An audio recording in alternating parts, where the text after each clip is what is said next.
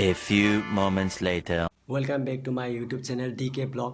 তো গাইজ আপোনালোকক মই কৈছিলোঁ যে মই যেতিয়া পইচা পাম আৰু সেই পইচা দি আপোনালোকক নতুন এটা জাগা দেখাবলৈ বিচাৰিম বুলি কৈছিলোঁ বা আপোনালোকক কৈছিলোঁ যে নতুন এটা ভিডিঅ' আনিম বুলি কৈছিলোঁ। কিন্তু এতিয়া অসমত এনে পৰিস্থিতি হৈ আছে, বানৰ পৰিস্থিতি, সেই পৰিস্থিতি অসমৰ গোটেই কেইখন ৰাজ্যত হৈ আছে বৰ্তমান। তো মই ভাবিছোঁ যে কেনেকৈ এখন জাগাত গৈ কিনা এনে পৰিস্থিতিত গৈ কৰি আপোনাক ভিডিঅ'টো দেখাম বা দেখাবলৈ চেষ্টা কৰি আছোঁ, কিন্তু মই এতিয়ালৈকে পৰা নাই। হয়তো এই 2-3 দিন ভিতৰত আপোনালোকে এনেকুৱা এটা ভিডিঅ' পাব বুলি মই আশা কৰোঁ, যে মই গৈ কিনা সেই প্লেচৰ বিষয়ে ভালদৰে জানি কৰি বুজি লৈ তাত বানৰ পৰিস্থিতি আছেনে নাই সেই বিষয়ে কৈ লৈ আপোনাক ভালদৰে এখন ভিডিঅ' দিবলৈ চেষ্টা কৰিম।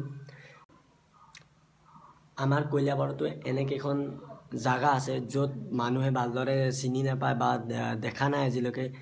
মই চেষ্টা কৰিম আমাৰ কলিয়াবৰৰ ভিতৰতে, যদি হয় কলিয়াবৰৰ ভিতৰতে মই এনেকুৱা এখন জাগা দেখাব বিচাৰিম য'ত মানুহে আজিলৈকে চিনি পোৱা নাই বা দেখা পোৱা নাই বা সেই বিষয়ে নাজানে, তেনেকুৱা এখন জাগাত ভিডিঅ' দেখাবলৈ চেষ্টা কৰিম।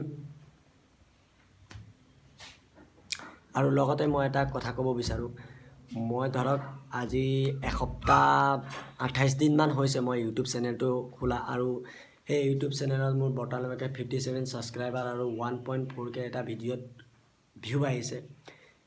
তো আপোনালোকে অকণমান সহায় কৰি কিনে মোৰ চেনেলটো গ্ৰ' হ'বলৈ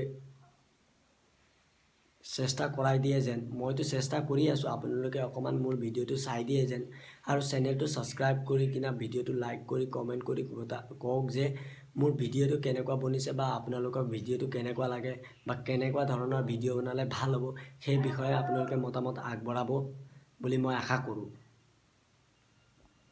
লগতে মই এতিয়া বৰ্তমান ইউটিউবত ধৰক ভ্লগ চেনেল খোলাৰ লগে লগে তাত আপোনাৰ ডেইলি ভিডিঅ' কণ্টেণ্ট বনোৱা হয়, ডেইলি দিবলগীয়া হয়, কিন্তু এনে পৰিস্থিতি হিচাপে মই এতিয়া দিব পৰা নাই।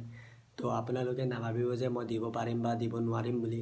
মই যিমান চেষ্টা কৰি আছোঁ এতিয়া বৰ্তমান সেই ইউটিউবত মোৰ চেনেলটো গ্ৰ' কৰিব, আৰু কেনেকৈ মই পাৰিম মোৰ চেনেলটোত সদায় মই ভিডিঅ' দিবলৈ সেই চেষ্টা কৰি আছোঁ বা চেষ্টা অব্যাহত ৰাখি আছোঁ। লগতে মোৰ এটা ইউটিউব চেনেলটো খোলাৰ লগে লগে তাৰ কিছুমান কাম থাকে, এডিটিং কাম বা ধৰক ছেটআপ, সেই বিষয়টো আপোনালোকে জানিব বিচাৰে। তো সেই বিষয়ে মই আপোনালোকক জনাম যে মোৰ ছেটআপটো বৰ্তমান এই ছেটআপটো যেনেকৈ ব্যৱহাৰ কৰি আছোঁ, সেই ছেটআপটো মই কেনেধৰণে ব্যৱহাৰ কৰিছোঁ বা কি কি বস্তু লাগিছে, কেনেকুৱা ধৰণৰ বস্তু মই ব্যৱহাৰ কৰি আছোঁ বৰ্তমান, সেই বিষয়ে মই আপোনালোকক জনাম। আৰু ধৰক এই ছেটআপটোত কিমান খৰচ আহিছে, এটা ছেটআপ সৰু এটা ছেটআপ যেতিয়া আপুনি কৰে বা বনোৱায়, তেতিয়া কিমান খৰচৰ ভিতৰত আপোনালোকে ছেটআপটো বনাব পাৰে, সেই বিষয়ে আপোনালোকক জনাম।